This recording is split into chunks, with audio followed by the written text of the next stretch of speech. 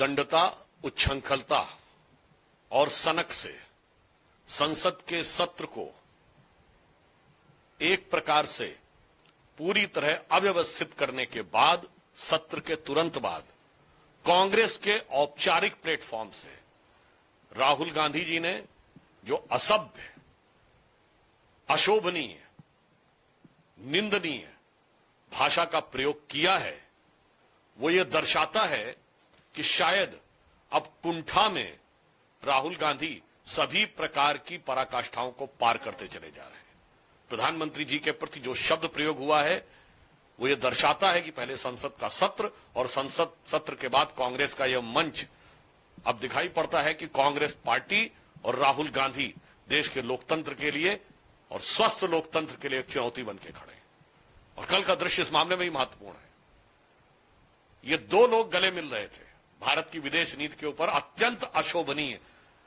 टिप्पणी करने के बाद। एक वो संदीप दीक्षित, जिन्होंने ये बोला था कि भारत का सेना अध्यक्ष सड़क छाप गुंडा है, और दूसरे वो राहुल गांधी, जिन्होंने जेएनयू में जाके भारत तेरे टुकड़े होंगे इंशाअल्लाह कहने वाले लोगों का समर्थन किया था। देश की जनता को समझना चाहिए कि ये दो लोग, जो भारत की सेना अध्यक्ष को सड़क छाप गुंडा कहने वाला और एक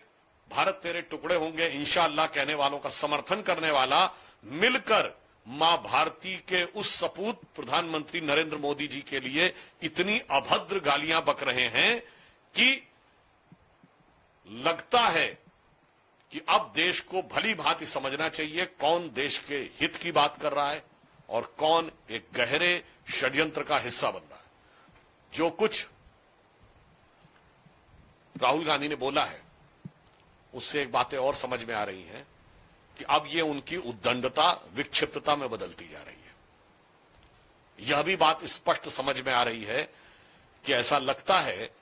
कि वो अब कुछ अपना संतुलन खोते चले जा रहे हैं। अभी तक ऐसा लगता था कि वो माओवादी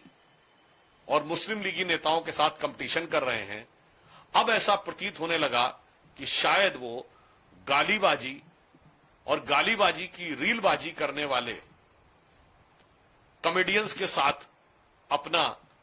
कंपटीशन कर रहे हैं। आज देश को यह तय करना है कि जो कुछ राहुल गांधी ने किया है, ये किसी कुंठित,